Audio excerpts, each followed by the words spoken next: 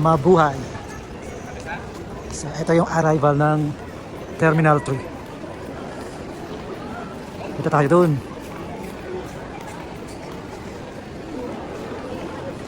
Love the Philippines. Ayan. So ito yung arrival. Galing ka dun sa loob, lalabas ka rito. Ayan o, arrivals. Makikita mo dito yung mga parating. May nakasulat na Love the Philippines. So i-check natin yung banda dun. First floor, second floor, third floor. Ang daming food courts. Doon tayo galing. So ito yung departures pagka galing ka dun sa arrival. Ayan. Ayan. Napunta yan ng departures. Tambayan at iba pa. So ito yung tambayan at iba pa. Mga food courts. So ang daming ano dyan. Saan tayo papasok? Check natin. Ayan. So actually nakita ko na to nung ano ko, pagdating ko. Doon pala ang pasukan. Ito pala yung pasukan. Ayan. Ang dami nga lang tao rito. Grabe. Kasi pati yung mga outsider nakakapasok. Anyway, food court kasi ito, parang mall na rin ang dating. Ang daming kainan. So kailangan talaga ng maraming tao. Ang dami. So ito yung first level. First level ng tambayan at kainan. Marami yan guys, hanggang doon. Marami pang hindi nagawa. So ipakita ko sa inyo para ma-inspired kayo kung gaano kaganda na ang NAIA Terminal 3. Actually hindi pa tapos to eh. Ayan guys. Diba? Ang laki, ang luwag. Ayan o. So marami na ring upuan, marami na ring tambayan. So marami pang hindi tapos. Yun, marami pang close eh. So dito ako nagtambay nung kararating ko galing Abu Dhabi. So ito yung first level ng mga kainan. So let's go to second floor. So mag-ano na lang tayo. Mag-elevator na lang tayo. Dito tayo ng second floor. Maghanap na rin tayo ng ating makakainan. So dito na tayo sasakay.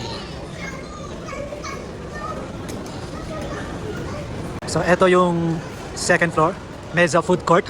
So ang ganda na. Hindi pa actually tapos yung renovation dito sa Terminal 3 pero mula last month na pagdating ko, eh marami ng pagbabago. Ayan, ang ganda na. Ang dami ng kainan. Food court. So ito yung second level or second floor. Ganda na. Marami ng kainan. Yung nga lang, napakaraming outsider. So mag-ingat-ingat din. Ayan. So marami ng kainan. Sa first floor, sa second floor, hanggang third floor. Restaurant, cafes, at marami pang iba. So try natin pumunta sa taas, sa third level. So merong Kenny Rogers, Chili's, at marami pang ibang international cuisine. Ganda na rin.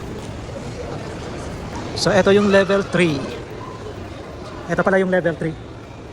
OFW loans at saka dignitaries loans. Ayan na. So ang mga kainan, walang kainan dito. Doon daw sa 4th floor, susunod na floor na ito. So punta tayo doon. Tingnan natin kung ano mga pagkain doon at kakain na rin tayo. So dito sa 3rd floor or 3rd level, government services, tapos OFW lunch, dignitary lunch, at saka ayan, sa departure. So ito yung level 4. So marami rin kainan, racks, kanya. So ito yung papunta ng Runway Manila. Doon sa mga hotel. So dito sa level 4, marami ring kainan. Or sa 4th floor. Ayan. Makikita mo yung level 3. Kung saan dyan yung yung departure. Dyan kasi ako nag-check-in eh. Ayan sa baba.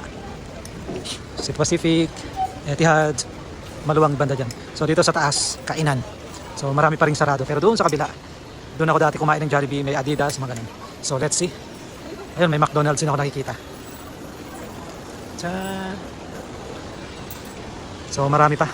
Marami pang ginagawa dito sa Terminal 3. Masyado madaming tao. Mukhang mas marami ang outsider ata. So punta tayo doon. Yung kainang Pilipino laging matao. Puno ng tao ang mga kainang Pilipino. Yan, mga McDonald's. Punong-puno ng tao. madilim yung airport.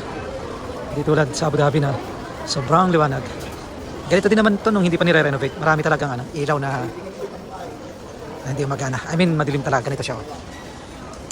May part na madilim, may part na maliwanag ang ilaw. May Watson dito. Buti naman may drug store dito. Wala na yung Jollibee rito. So, ayan. Nakita nyo na. So, okay guys. Nakita nyo naman na ang mga bagong development dito sa Terminal 3 na iya. Ninoy Aquino International Airport Terminal 3.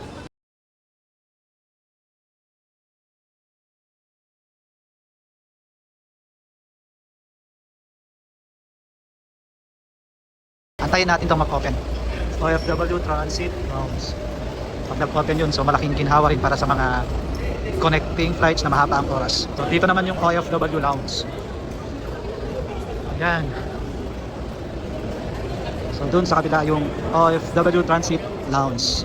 So maganda yun, pwede ka nang mag-stay na mahabang oras kasi parang hotel mo na rin yun.